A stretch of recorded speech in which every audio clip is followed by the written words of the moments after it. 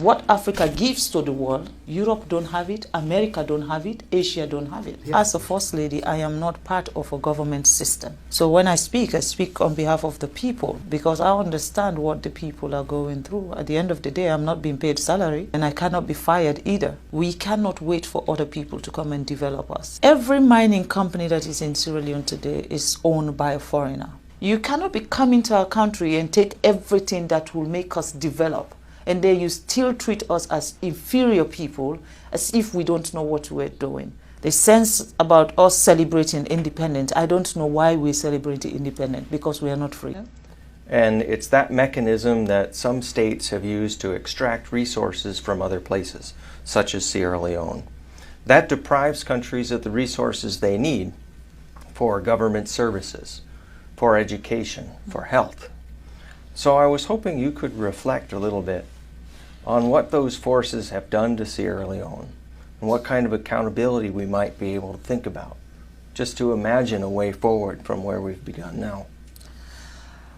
When you look at what Sierra Leone have to offer, when it comes to our mineral resources, the kind of mineral resources we have in our country is enough to take care of everybody in that country. We should not have a single poor person in Sierra Leone. But unfortunately, we are not given the free will to make decisions on our own mineral resources. There's always Big Brother who decides. And when you fight and say, no, we are not going to do this, they use the system to stop you. It's either they set you up with the opposition, and they will be supporting the opposition against you from the back, or they cause unnecessary chaos in your country so that you are not able to even govern your own people. They will do things to make you not to be functionable. And of course, any country that don't have peace cannot develop. You have to have peace before you talk about development. I'll give you a simple example about Sierra Leone. Every mining company that is in Sierra Leone today is owned by a foreigner. Every mining company. If it's not the Chinese, it's the American, it's the British. Our electricity, Bumuna, is run by the British, and we still don't have light. We're looking for light, electricity. If you don't have electricity, how can you talk about education? How can you talk about health facility? How can you talk about improving the infrastructure of your country? We don't have electricity. Now, do we actually even have proper water, pipe-borne water, so that our kids will not be sick? We don't have those facilities. Why? With all the minerals we have, there is a cap you put. Before my husband became the president of Sierra Leone was benefiting, they said, what's the word? 0.000.1%. What is that? Basically, a company can take as much as $100 million out of the country in terms of minerals, and then they can just give the country $10,000. Now, what will $10,000 do for our health system? What is $10,000 do for our educational system? And these are the things I believe that are stopping Africa from progressing. We don't have a say. The sense about us celebrating independence, I don't know why we celebrate independence, because we are not free. That is my own take. I'm not speaking also on behalf of the government of Sierra Leone, nor am I speaking on behalf of His Excellency the President. I am speaking as Fatima, as a citizen of a country who believes that things need to change. Where do we go from here?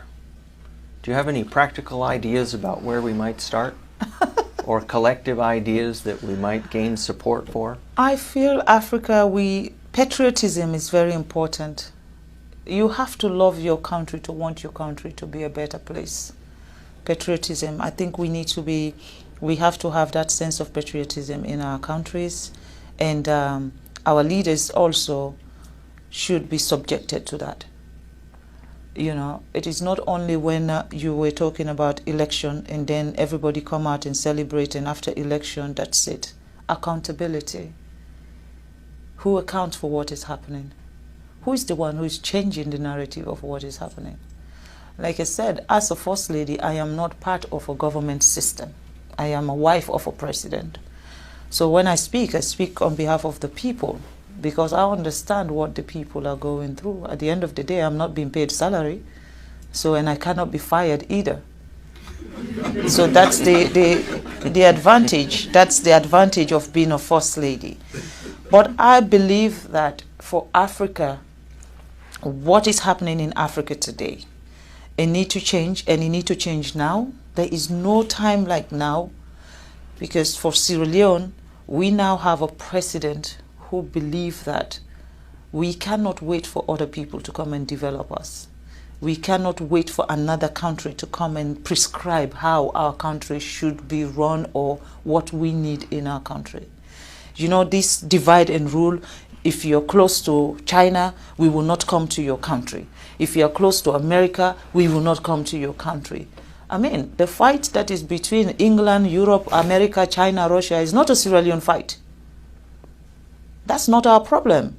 We're fighting for our daily bread. We're looking to have education, just like America. We're looking to have good health facility. Just like Europe, we're looking to have governance structure where one single person cannot be the dictator of a nation.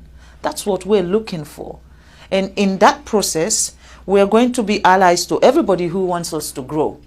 But if we now align ourselves with someone, and then this other person now feel offended that, oh, you know, I'm coming from China now. I flew in, I've gone around the world to get to Boston, you know. I went to China and then come here. Before here, I went to England and then flew into America.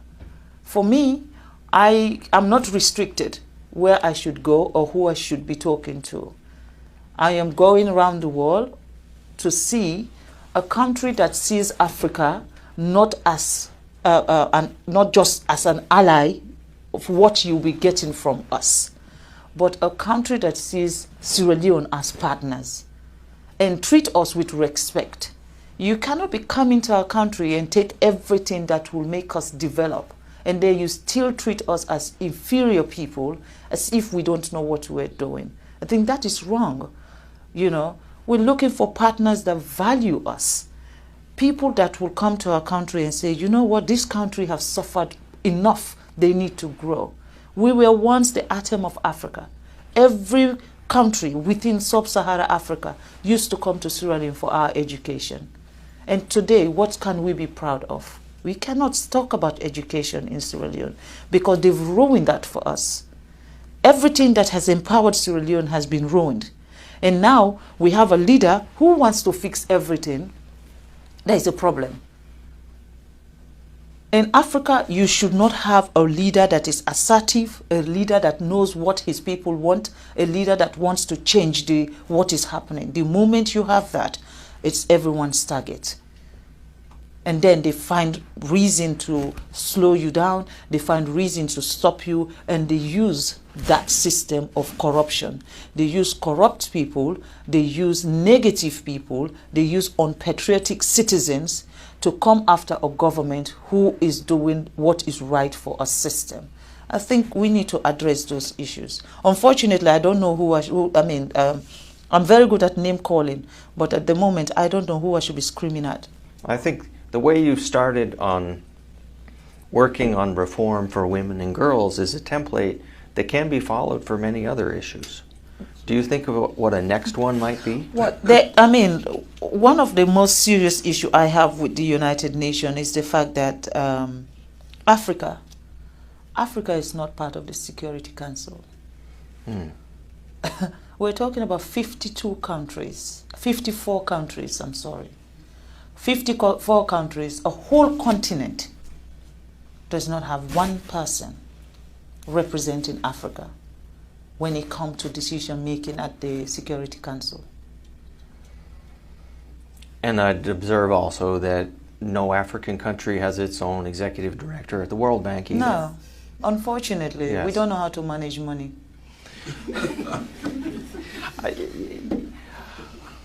I think I'll have to disagree with you. And what do you want me to say? Because if that is the perception since the beginning of, every time an African come forward for something, that they have to be a decision maker for the world, not just Africa.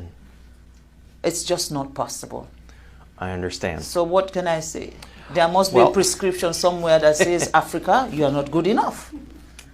Well, it might be revolutionary, but I'm going to say it right here. Africans should be in charge of Africa.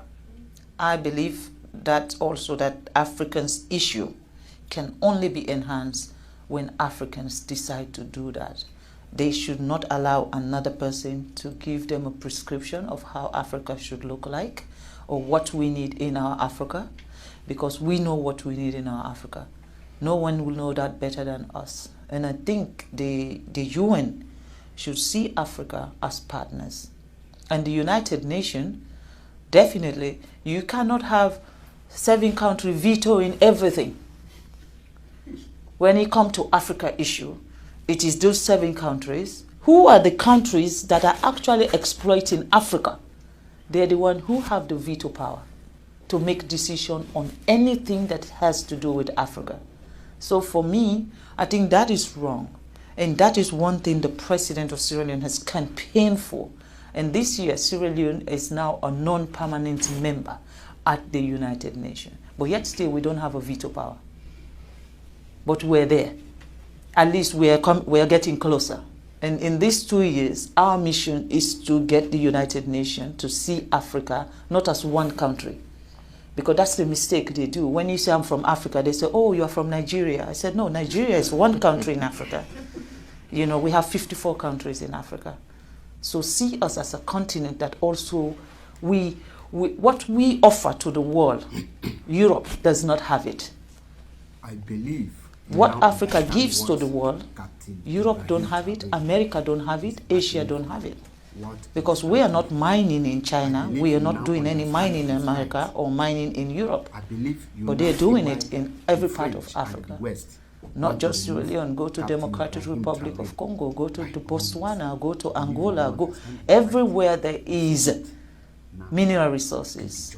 It is the West and the Chinese who are there.